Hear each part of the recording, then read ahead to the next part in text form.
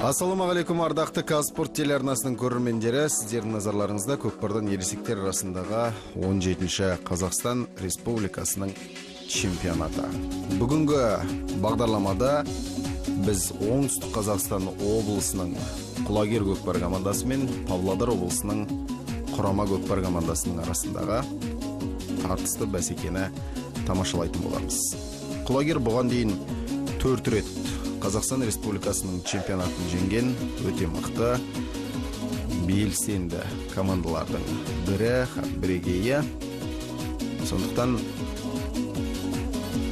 павлодарлықтарға өте қиын болатыны бұл ойынның түсінікті жағдай. Чемпионат барысында 4 топқа бөлініп өнер көрсетуде. Міне өз топтарында Құлагер Павлодарда осылайша қабылдап отыр. Сонымен ортада төрешілер 2 команданы алып шықты. Қос команданың спортшыларымен, яғни негізгі құраммен таныстырып өтейік. Әуелі Құлагер көкпар командасының тізімін оқиық. Мына тізімде өнер көрсетеді. Міне сіздердің назарларыңызда Бақтыбай Шырынқұлов, команданың капитаны әрі жаттықтырушысы. 2-ші нөмірде өнер көрсететін Дәулет Айтан, 3-ші нөмірде өнер көрсететін Нұрмахан Омаров, 4-ші нөмірде Жорабек Ақбаев, 5-ші нөмірде Абылайхан Шамбеков, 6-ші нөмірде Нұржігіт Мырзабаев, 7-ші нөмірде Ерсайын Әлбек, 8-ші нөмірде Темірхан Айтбаев, 9-ші нөмірде Асланбек Сайдулла, 10-ші нөмірде Нұркен Омаров, 11-ші нөмірде Бәйдібек Сабыров, 12-ші нөмірде Шымболат Айтуғанов. Оңтүстік Қазақстан облысы командасының жетекшісі Ғани Ахметбаев, ал команданың жаттықтырушысы Бақтыбай Шырынқұлов. Олардың қарсыластары Павлодар облысының көкпар командасы 8 адаммен өнер көрсетеді. 1-ші нөмірде Нариман Ахметов, команданың капитаны, туыстары. 2-ші нөмірде Дәурен Мажитов, 3-ші нөмірде Бауыржан Ахметов, 4-ші нөмірде Ержан Тошанов, 5-ші нөмірде Ерсұлтан Жандәулет, 6-ші нөмірде Жасұлан Жыңғылхан, 7-ші нөмірде Досжан Баязгалан, 8-ші нөмірде Ардақ Ахметов. Команданың жетекшісі және жаттықтырушысы Алиев. Ортадағы төрешілер Нұрдәулет Момынов, ал оның көмекшілері қапталдағы төрешілер Сейдулла Жалелов, Бақытжан Кенжебеков және Зиябек Жеткеров. Оңтүстік және Маңғыстау облысының төрешілері, қапталдағы төрешілер, ортадағы төреші ұлттық дәрежедегі Нұрдәулет Момынов, ол Жамбыл облысының төрешісі. Және көкпардан 9 дүркін Қазақстан Республикасының чемпионы. Әдеттегідей көкпар бәсекесінің ережесіне сәйкес қос команда бір-біріне сәттілік тілескеннен кейін ортада ойын басталады. 2 командадан әуелі кіші шеңберге 4 спортшыдан шығатын болады. Жалпы көкпардың ережесінде өздеріңіз жақсы білесіздер, 4 ойыншыдан ойнайды және ойыншылар кез келген уақытта ауысуға мүмкіндіктері бар. Және өз мәресінің түбіне қос командада туларын тікті. Осы өзінің туы тұрған жақтағы мәреге әкеліп серкені тастауға тиісті. Бәсеке басталды. Бірінші болып серкеге жеткен оңтүстік Қазақстан облысының палуандары. Міне көрдіңіздер, серкені қалай жерден көтеріп кеткенін көрдіңіз. Бәйдібек Сабыров. Бәйдібек Сабыров бұл ұлттық құраманың мүшесі, Құлагер көкпар командасының ойыншысы.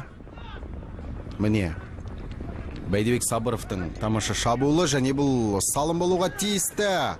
Және мәренің тура түбінде бір айналып барып ашықтан ашық, міне жеке дара шықты және асықпай келіп тастаған тамаша салымына куә болып отырсыздар. Павлодарлықтардың тіпті көздері ілеспей қалды. Бәйдібек Сабыров 1993 жыл туған шабандоз, астындағы тұлпары 5 қасқа, оңтүстік Қазақстан облысының тумасы. Міне ойынның 2-ші минутында есепті ашып бір салымға қол жеткізіп отыр. Командалық ойынның қалай болу керек екенін көрсетті. шабуылдағы Байбек Сабыров болатын, ал қалған спортшылар басқа қарсыластарын жауып тастады. Міне Павлодардың палуаны Серкен жерден көтерді. Тамаша шабуылға ұластыруға мүмкіндік бар. Досжан Баязгалан міне шабуылға шықты, бірақ Оңтүстік Қазақстан облысының жігіттері Серкеге жармасқан сәтін көрдіңіздер. Тақымнан жұлып алып қоя алар ма екен? Тақымнан шығарып апты, енді қолдың күші ғана қалды. 13 нөмірдегі Нұржан Омаров Серкені жұлып алуға әрекет жасаған. Әлде болса павлодарлықтар жерден Серкені көтеруге ыңғай білдіруде. Қараңыздар, қандай тамаша тартыс. Серке құлагерліктердің қолында. Міне, жақсылап тұрып тақымға басуға мүмкіндік бар. Ойын алаңның сыртына шығып кетпесе болғаны.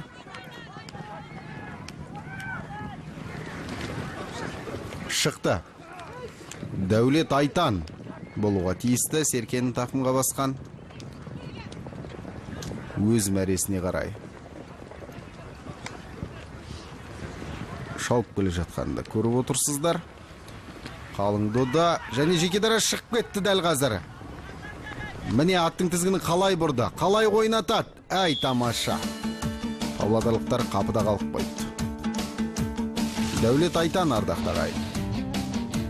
Екінші нөмірде өнер көрсететін спортшы 1995 жыл туған. Астындағы тұлпары миллион қара. Міне Оңтүстік Қазақстан облысының палуаны ойынның 4-ші минутында есепті еселеп тастады. Дәл бұлай жалғаса беретін болса, бәсеке өздеріңіз жақсы біліп отырсыздар. Салымның саны да өте көп болады. Әрине, Оңтүстік Қазақстанның құлагермен Павлодар облысының құрамасын салыстыруға болмайды. Міне тамаша жапқан болатын қарсыластарын. Шіркінай, қалай Серкені Ержан Тосжанов қазір әдемілеп тұрып алғанын көрдіңіздер. Бірақ құлагердің жігіттерде қарап қалмасы анық. Астындағы атының жылдам қараңыздар, тізгінді тартпау керек қазір. Міне жекедара шауып келе жатыр және бұл тамаша шабуыл ардақтағайын. Мәреге тастауға мүмкіндік бар және тастады әттеген ай. Жылдамдықты есептей алмай қалды. Құлагерліктер мұндай шабуыл болады деп күткен жоқ. Міне құлагердің жігіттері Серкенің тақымға басты. 9-ші нөмірдегі Асланбек Сайдулла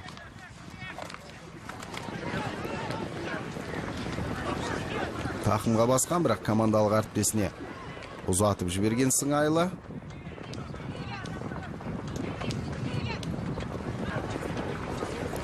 Келді. Және бұл салым емес ардақтағайын. Тамаша мүмкіндік бар еді ғой Асланбекте. Асланбек ұлттық құраманың ойыншысы. Асланбекке мұндай өрескел қателіктерді жіберуге болмайтыны анық дүние. Өйткені ұлттық құраманың сапында өнер көрсетеді.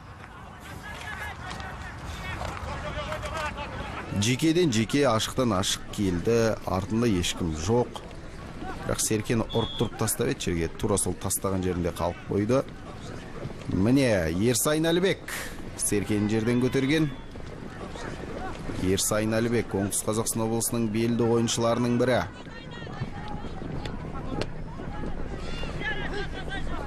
Міне мәренің тура түбіне жақындаған сәт.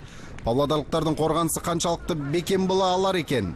Тізгінді кері бұрады қазір Ерсайын Әлібек. Қараңыздар. Әй тамаша, міне мәренің үстінде. Бірақ өтіп кеткенін көрдіңіздер. Ерсайынның тақымынан павлодарлықтар Серкені жұлып ала алмай жүр. Ары айналып, бері айналып, міне Ерсайында қайтадан ұзатып барып қарсыластарын шабуыл жасауға тырысуда. Жете алмай қалды Серкеге. Екі қарсыласын бірдей қапыда қалдырып кетті. Енді сол қарсыластарды жауып қалуға тиісті қалған құлагердің ойыншылары. Осылайша Ерсайын Әлібекті доданың ортасынан өткізіп жіберуге мүмкіндік бар. Командалық ойынның жүйесін көруге осы кезде бізде құмар боп тұрғанымыз жасырмаймыз. Ерсайын Әлібек Аладдин дейтін тұлпарымен міне. Жеке дара шықты. Міне тамаша ойын өрнегі және бұл салым. Өте тамаша салым. Мәренің үстінен барып қадақ біткен Ерсайын Әлібек ардақтар ай. 1994 жыл туған шабандоз. Астындағы тұлпар Аладдин, Оңтүстік Қазақстан облысының ойыншысы, міне ойынның 7-ші минутында есепті 3-0-ге жеткізді.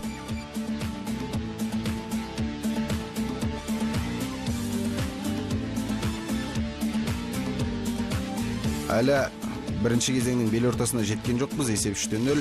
Бірінші кезең аяқталам дегенше 7-8 салып тастауға мүмкіндік бар. Осы қарқыннан таймайтын болса, міне жалғыз өзі Абылайхан Нышанбек болуға тиісті. Жоқ. Нұрмахан Омаров. Абылайхан Нышанбек екен бұл. Кешіріңіздер. Абылайхан Нышанбек 5-ші нөмірдегі құлагердің ең кейгіш ілгіш балуандарының бірі. Командалық әріптесіне қалай ұзатып бергенін өздеріңізде көрдіңіздер. Бәйдібек Сабыровтың тақымында дәл қазір Серке.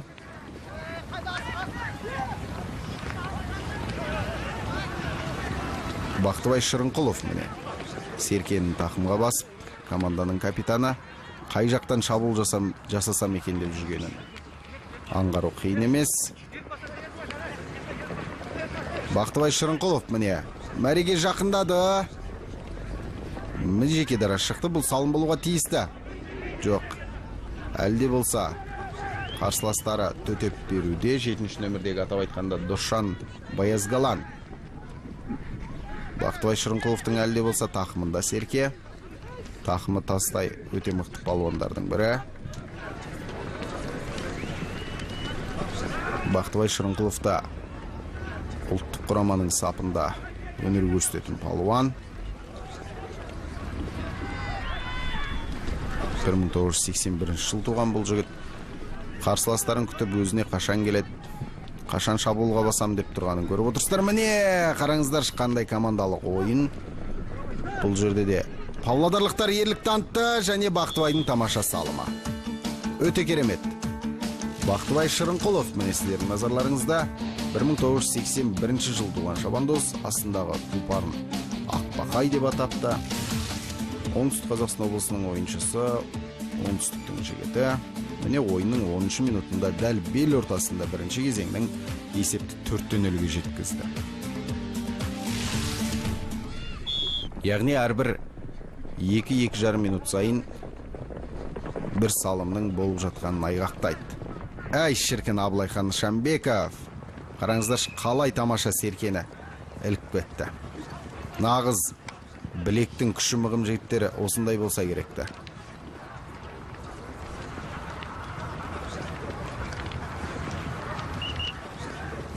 Абылайхан Нышанбековтың ойын алаңнан шығып кеткен төреші байқаған екен. Асланбек Сайдулла мен Ерсұлтанның арасындағы Жандәулет Ерсұлтан жекпе-жек. Асланбек кейін. Асланбек көк аттағы палуан, боз атта оның қарсыласы Ерсұлтан Жандәулет. Міне Асланбек кейді және Серкен тақымға басуға мүмкіндік алды. Тақымға да басты және шабуылға шыққанын көріп отырсыздар. Асланбек Сейдулла қазір өзі шабуылдай екен, әлде командалық әріптесіне ұзатама? Жеке дара шықты. Бұл салым болуға тиісті және тамаша салым ардақты ағайын. Ешқандай да Серкенің жоқ. Серкенің бір бақайы мәренің сызығына тиіп қалған екен. Бұны ортадағы төреші Нұрдәулет Момынов растады. Ортада жекпе-жек емес, жалпы командалық тартыс болады. Міне Павлодардың жігіттері қалай суырып кетті. Тағы да ойын алаңның сыртына шығып кеткенін көріп отырмыз.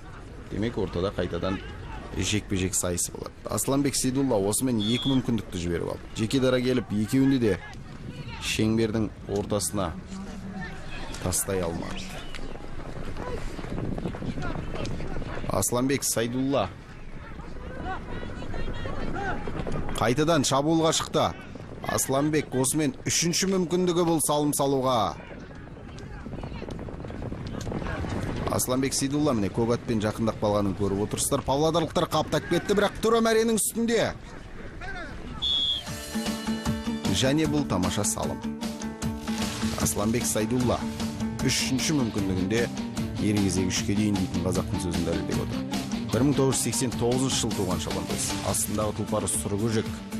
Міне оңтүстіктің палуаны ойынның 14-ші минутында есепті 5-0-ге жеткізіп отыр. Айқын басымдық. Павлодарлықтар енді құлагерліктерге қорғаныста ойнаса да, дәл мұндай көрсеткішке жете алмайтын. Айқын, бірақ құлагердің жігіттері қорғаныста жатып алатын командалардың қатарынан емес. Әй шіркін, қараңыздар, қалай Серкен жерден көтереді. Бірақ ойын алаңның сыртына шығып бара жатқаннан кейін Дәулет Айтан қарсыласа Ержан Тошановқа Серкені сыйға тарта салды.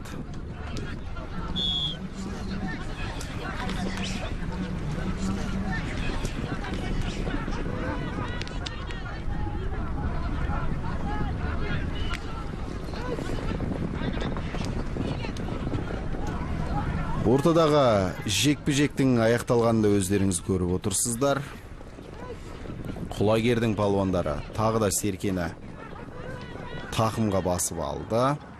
Әй шіркін, қандай ойын өрнегін көрсетеді. Командалық әріптесіне ұзатуға дайын тұр. Міне, оң жақ тақымына жақсылап тұрып Серкені басып алды. Бұл Темірхан Айтбаев пе екен, әлде Дәулет Айтан ба? Мәренің үстінде және тамаша салым. Өте керемет. Дәулет Айтан. Міне сіздердің назарларыңызда 1995 жыл туған шабандоз.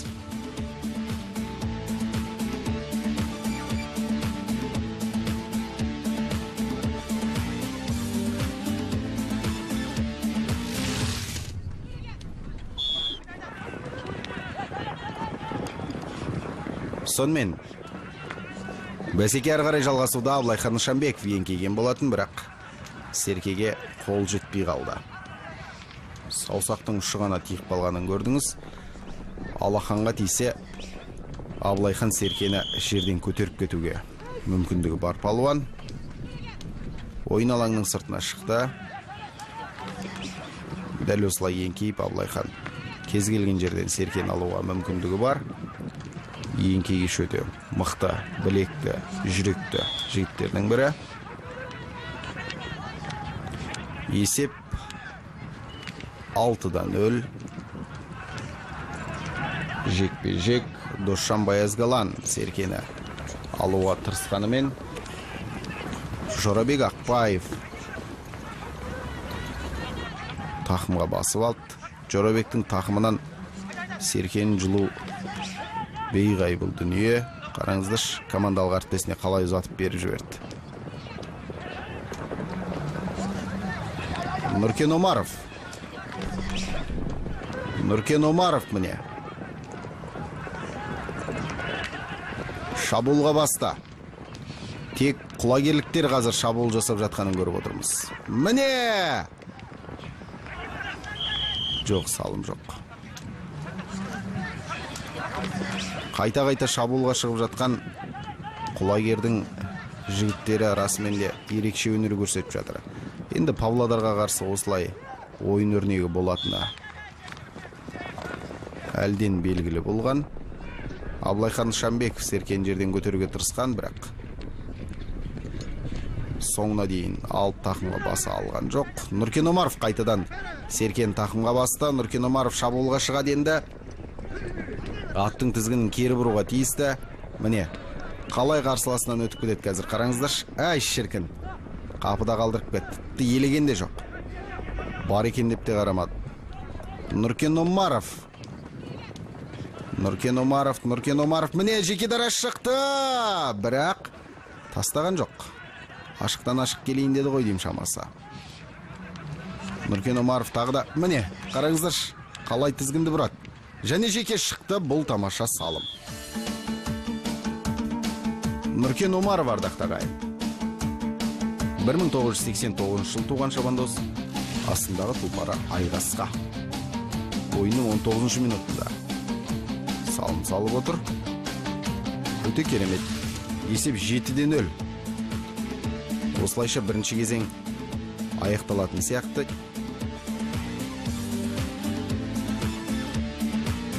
Сонымен бұл соңғы шабуыл болуы керек. Есеп 7-0.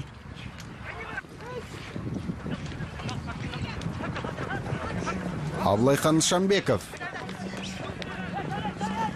Абылайхан Нышанбеков жеке дара келді. Ай, әттеген ай. Әттеген ай. Ары қарай ойын жалғастыра беруге мүмкіндік бар, бірақ осы шабуылды аяқтап бірінші кезеңнің уақытын тәмамдады. Нұрдәулет Момынов ортадағы төреші. Сонымен бәсекенің бірінші кезеңі аяқталды. Есеп 7-0. Құлагер Көкпар командасы алда.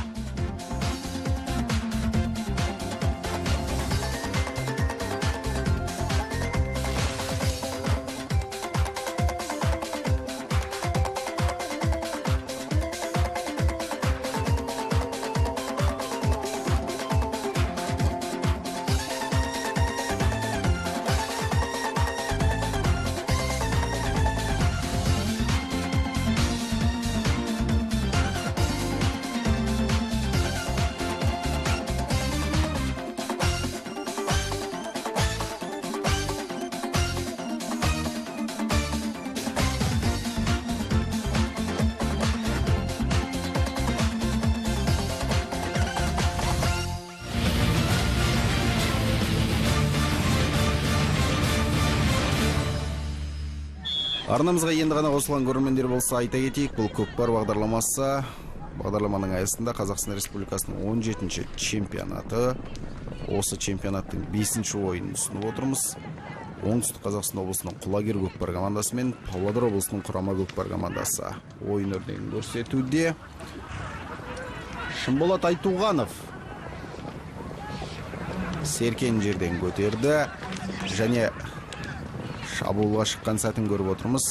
Шымболат Айтуғанов жеке дара шабуға әзірге мүмкіндігі жоқ, бірақ қараңыздаршы қалай тастап кетті серкен. Өтіп бара жатты, тастады. Бұл салым болуға тиісті ме екен, әлде салым жоқ па? Иә, салым. Шымболат Айтуғанов 1995 жылы туған. Шабандоз астындағы тұлпары Алмат Қасқа. Міне оңтүстік Қазақстан облысының палуаны ойынның 21-ші минутында. Екінші кезең бастала салысымен алғашқы шабуылды бірінші салымға ұластырып отыр. Өте тамаша.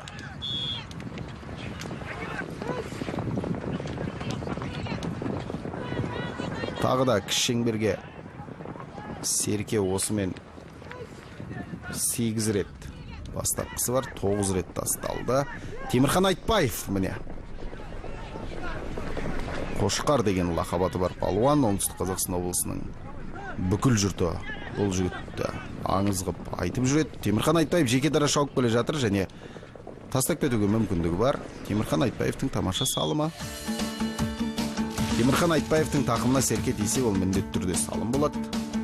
1982 жыл туған шабандоз, астындағы тұлпары Найзағай. Расымен де Найзағайдай жарқ етіп ортаға шыққанын көрдіңіз. Оңтүстік Қазақстан облысының палуаны міне ойынның 23-ші минутында есепті 9-0-ге жеткізіп отыр. Шіркін-ай, қандай есептік көрсеткіш десеңізші. 9-0. Әлі 17 минут ойнайды. Демек, есеп көрсеткіші 15-16-ға дейін жетуде мүмкін деген сөз. Серкені ойын алаңның сыртына шығарып алды Абылайхан. Абылайханның аты кішкене жылдамдық қылып атыр ғой деймін.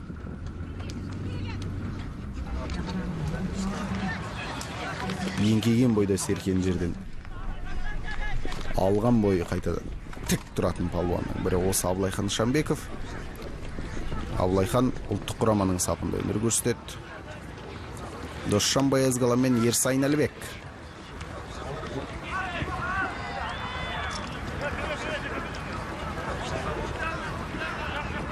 Кімнің мерей үстен болар екен? Әлі де жекпе-жекте Ерсайын Әлібекке жеке дара шықты, енді еңкеуі қабая. Құрдан құр тұрған серкені іле алмай қалды. Ерсайын Әлібектің бұны есі екен.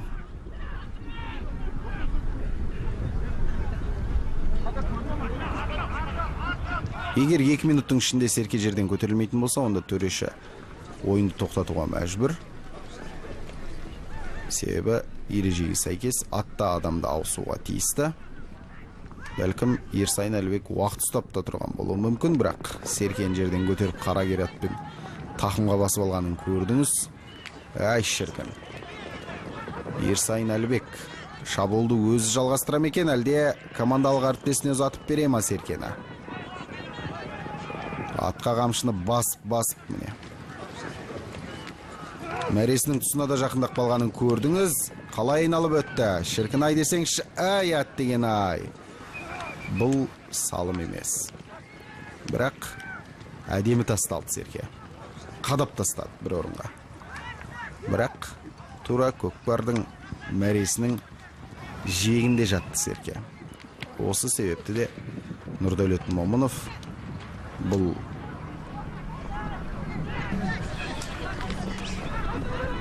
шабуылды нәтижесіз деп тапты. Ардақ Ахметов міне. Тақымға басу керек Серкені, әйтпесе жұлып алады Шымкенттің жігіттері.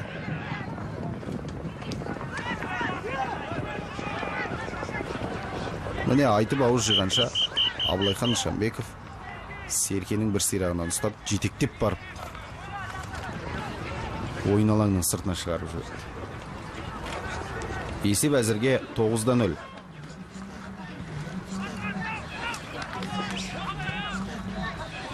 Нұрдәулет Момынов міне сіздердің назарларыңызда. Өзі де атақты көкпаршы болған, ұлттық құраманың капитаны қызметін атқарды кезінде. Міне павлодарлықтардың да Серкені жерден іліп алып кетуі жақсы, бірақ команданың жүйелі ойынын көре алмай отырмыз.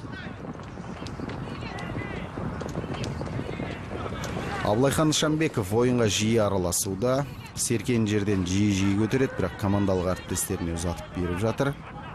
Салымды болуына өзінің командаластары септігін тигізуде. Абылайхан Нышанбеков осы Шымкенттің төрінде Оңтүстік Қазақстан мен Жамбыл облысының әулиеатасы ойнаған кезде жалғыз салымның, сол ойынның тағдырын шешкен салымның авторы болып қалың жанкүйердің есінде қалғанын білеміз.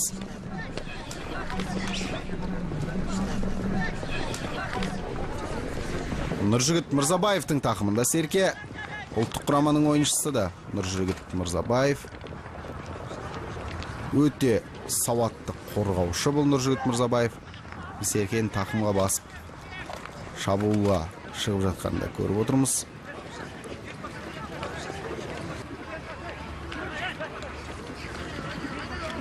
Нұржігіт Мырзабаев асығар емес.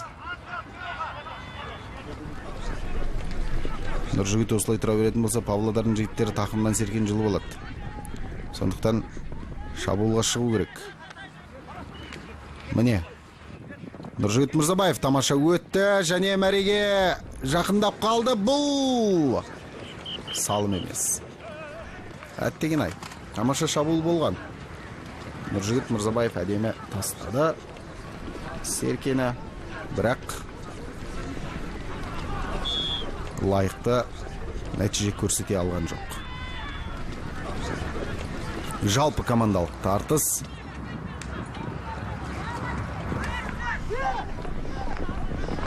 Тағы да құлагердің жігіттері Серкені тақымға басуға мүмкіндігі бар. Бұл да Нұржігіт Мырзабаев, бірақ Ардақ Ахметовтың тақымынан Серкені жұлып ала алмады. Ардақ Ахметов мұндай мүмкіндікті жіберуге болмайды. Жеке дара шауып келіп сала алмай қалу дейтін масқара. Абылайхан Нышанбековне Серкені жерден көтерді, Нұржігіт Мырзабаевқа ұзатып беріп, өзі қалған қорғаушыларды жауып тастағанын көрдіңіз. Нұржігіт Мырзабаев келесі шабуылға шықты, салым салмай қоймайым деді ғой деймін. Асланбек Сайдулла екеуі Серкені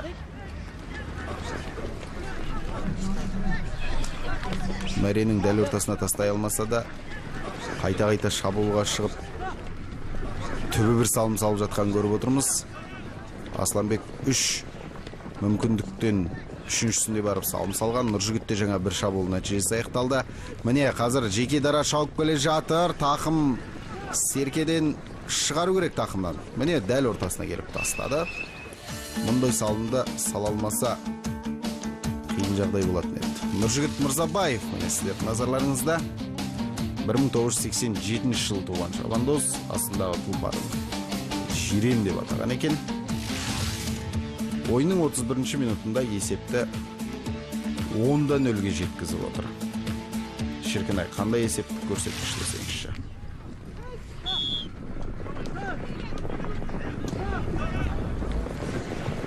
Құлагердің барлық жігіттері салым салып шықты ғой деймін.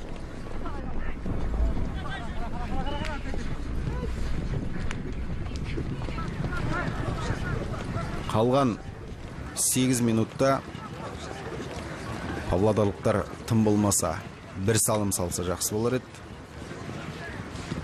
Меселдері қайтпайтын, тым болмағанда Құлагерге бір салым салдық деп қайтатын еді елдеріне. Бірақ дәл осындай қарқынмен ойнай беретін болса, осындай тәжірибелі командалармен жиі-жиі ойын өрнегін көрсетсе, онда павлодарлықтардан да үлкен нәтиже күтуімізге болады. Бәйдібек Сабыров қазір шабуылға шығуға дайын. Міне тамаша. Қасқа сайгүлікпен шабуылдап барады. Бірақ командалық әріптесіне ұзатуды ұйғарыпты. Хоп. Нұрмахан Омаров болуға тиісті. Иә, бұл Нұрмахан Омаров.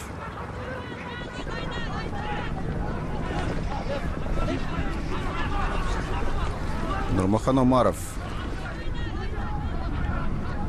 шабуылды қай жақтан бастайтынын күтіп тұрған сәті.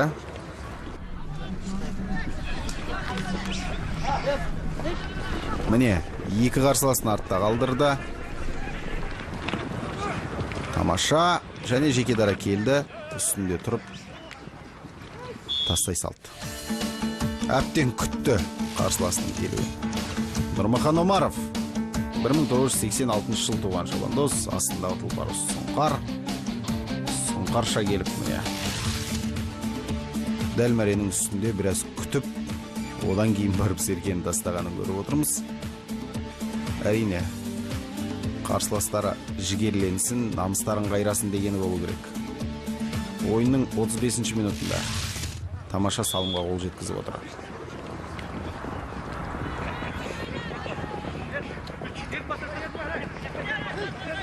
Тағы да Құлагердің жігіттері Серкені жерден көтерген. Әттеген ай, ойын алаң сыртына шығып кетер ме екен деп едік. Бәйдібек Сабыровтың тақымында Серке. Бәйдібек ешкімге бермей өз шабуылдауға ұйғарар ма екен, әлде командалық әріптестеріне бере ме? Бірақ берудің ешқандай да маңызы жоқ. Бәйдібек Сабыров тағы да бір тамаша салымға қол жеткізіп отыр. 1993 жыл туған шабандоз, астындағы тұлпары Алмат Қасқа. Міне, есеп 12-0. 12-0 болды.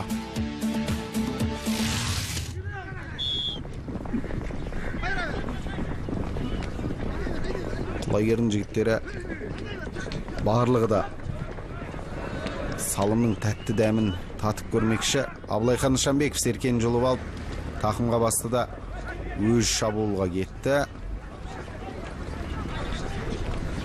Әй, шіркін-ай, қараңыз, қалай алдап өтті қарсыласын. Әй, тамаша салым. Керемет. Абылайхан Нышанбеков бұл салымның авторы. Міне сіздердің назарларыңызда 1994 жыл туған шабандоз, астындағы тұлпары Бойтұмар. Міне ойынның 36-ші минутында есепті 13-0-ге жеткізіп отыр. Серкені ортадан жұлды да жалғыз өз жеке дара шауып кетіп барып, бір қарсыласын әдемі алдап өтіп, керемет салымға қол жеткізіп отыр. Әлем чемпионатында да осындай тамаша ойын өрнегін біздің жігіттер көрсетеді деген үмітіміз зор. Әсіресе Қырғыз Республикасының құрамасына қатты дайындықты әлден бастады. басты қарсыластары да айырғалпақты ағайындар екен. Түсінікті. Құлагердің тамаша. Құлагердің жігіттері көмектесіп алып кеп берген сияқты. Павлодар облысынан Нариман Ахметов салым салған. Міне сіздердің назарларыңызда 1983 жыл туған шабандоз, астындағы тұлпары Хан. Павлодардың палуаны ойынның 38 минутында әйтеуір қоржынға бір салымды тастады. Бұл да болса бір жеңіс деп тұрған шығар өздері де. Бәсеке әлі аяқталған жоқ. Қабат деген ай. Павлодарлықтар тағы да бір тамаша шабуыл ұйымдастыруға мүмкіндіктері бар еді. Ерсайын Әлібек. Серкен әдем жұлып өтті. Командалық әріптесіне ұзатуды ұйғарған сияқты. Ерсайын Әлібек тізгінді кері бұрып, ортадағы шеңберден қайтады қазір. Міне. 4-ші нөмірдегі Жорабек Ақпаевтың тақымына салып берді Серкені. Жорабек жеке дара шабуылға шықты. Қамшыны қалай басып бара жатқанын көріп отырсыз. Шіркін-ай. Жеке келді енді өзі. Бір қарсыласын өткізді. Және тамаша салым. Жорабек Ақпаев Ерсайын Әлібекке рахметін айтып қояды. 1995 жыл туған шабандоз, астындағы тұлпары Бөдене. Ойынның 38 минутында есепті 14-1-ге жеткізді. Айқын басымдық.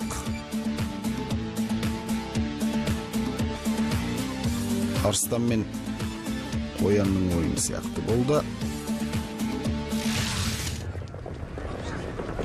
Құлагердің жігіттері бұл жолы расымен де павлодарлықтарды аяған жоқ. Осындайдан да павлодарлықтар естерін жиып кішкене басқаша дайындықпен келуге тырысады. Міне бір қолымен Темірхан Айтбаев қазір қалай алып кетті Асланбек Сайдулладан. Және бұл соңғы шабуыл болуы да мүмкін, өйткені уақыт аяқталуға шақ қалды. Жеке дара шығуға мүмкіндікті іздеп келе жатқан Темірхан Айтбаев. Және бұл салым. Өте керемет. Өзі салып, өзі жерден көтеріп. Темірхан Айтбаев тамаша. Осылайша есепті 15-0-ге жеткізіп отыр. Тағы да бір таныстыра кетейік. 1982 жыл туған шабандоз. Астындағы тұлпарын Найзағай. Міне ойынның 40-шы минутында 15-ші салымды салды. Есеп 15-1. Павлодарлықтардың еселі қайтпасын дедім, әйтеуір Құлагердің жігіттері бір салым салуға көмегін тигізді. Бұл соңғы секундтары ойынның. Төрешінің ысқырығы да естіліп қалуға жақын, бірақ әлде болса жігіттер тоқтар емес. Төрешінің ысқырығы естілді. Уақыт осылайша өз мәресіне жетті. Оңтүстік Қазақстан облысы мен Павлодар облысының командаларының арасындағы болған бәсеке осылайша үлкен есептік көрсеткіш 15-1 есебімен аяқталып отыр. Құлагер бүгін Павлодарда аяған жоқ. Жалпы бұл чемпионатқа келгендегі Құлагердің дайындығы өте керемет. Қала берді өңшең жас, сен тұр мен шабайын дейтін жігіттерден жасақталған. Павлодарлықтар енді бұдан кейінгі бәсекелерде, бұдан кейін Қазақстан чемпионаттарында толық құраммен келіп, жақсы өнер көрсетті деген сенім мол, өйткені осындай тәжірибелі азулы қарсыластарының қарқынын көрді, осыған лайықты дайындалатын болады. Сонымен ардақты ағайын, біз келесі аптада Ақмола облысы мен Ақтөбе облысының арасындағы тамаша тартысты бәсекені тамашалайтын боламыз. Бұл көкпар бағдарламасы, бағдарламаның режиссерлары Руслан Дәулетов пен Нұрсұлтан Темірханов, ал комментатор әдеттегідей мен Қайырхан Мәулет. Аман сау болыңыздар.